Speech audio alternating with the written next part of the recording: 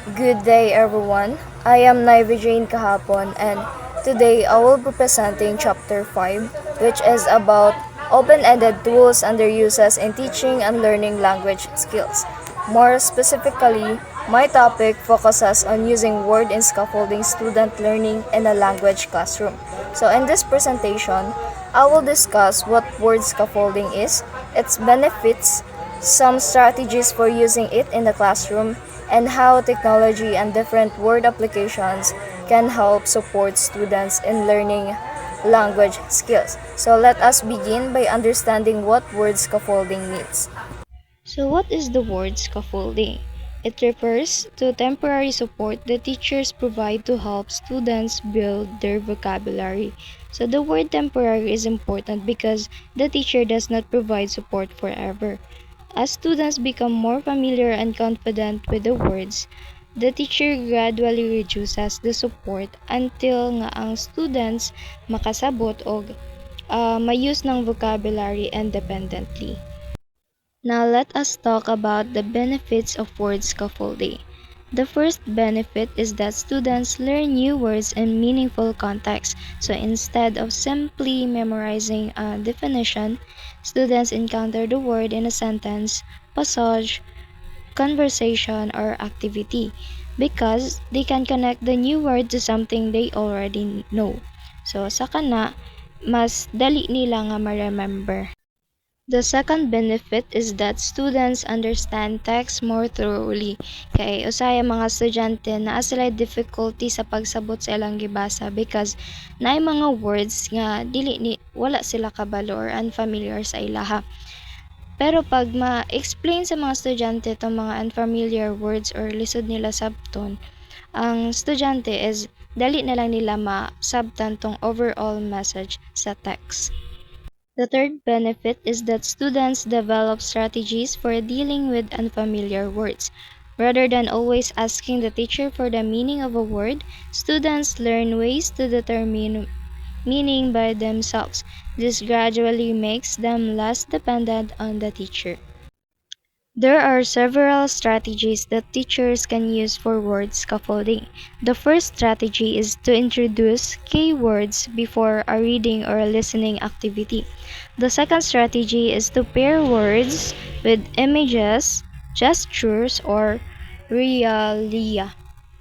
Then the third strategy is to teach students how to use the surrounding text to determine meaning. So these strategies help make vocabulary more understandable and encourage students to become independent learners. Another strategy for vocabulary learning is the use of word walls. A word wall is a display where important vocabulary words are placed where students can easily see and review them. So one way to implement this is through an interactive display. So instead of making the word wall simply a decoration, teachers can make it something students can interact with. For example, movable cards can be used so that students can arrange, match, or categorize words.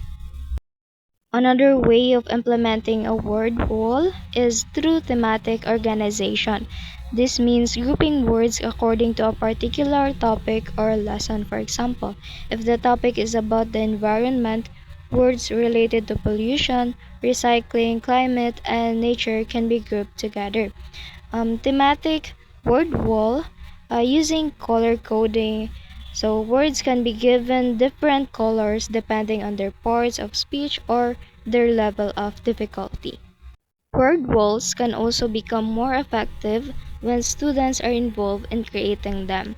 So instead of the teacher preparing everything, learners can contribute words, examples, or even their own illustrations. So this encourages students to create personal connection with new vocabulary. Word scaffolding can also be enhanced through technology such as digital flashcards, word clouds, vocabulary games, and language apps. So these tools can support scaffolding because students can receive repeated practice while gradually becoming more confident with the vocabulary. These are the examples of scaffolding for learning that can be prepared using word applications, the learning plans, and the graphic organizers. The first example is the learning plan. So, a learning plan provides an organized structure for teaching and learning activities. So, a learning plan can help teachers identify what students need to learn and organize the activities that will help them reach the intended learning outcomes. Word processors allow educators to format comprehensive learning templates such as the Department of Education Daily Lesson Plan or Intel Teach Unit Plans. So these templates organize objectives, procedures, and assessment strategies to ensure systematic scaffolding throughout a lesson or unit. Another example is the graphic organizer.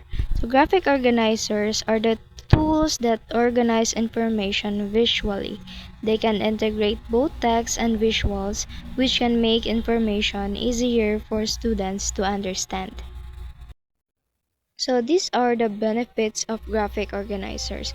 First one is it helps visualize or present information in a way that is easier to comprehend by breaking down larger or complex concepts or ideas into smaller and simpler parts.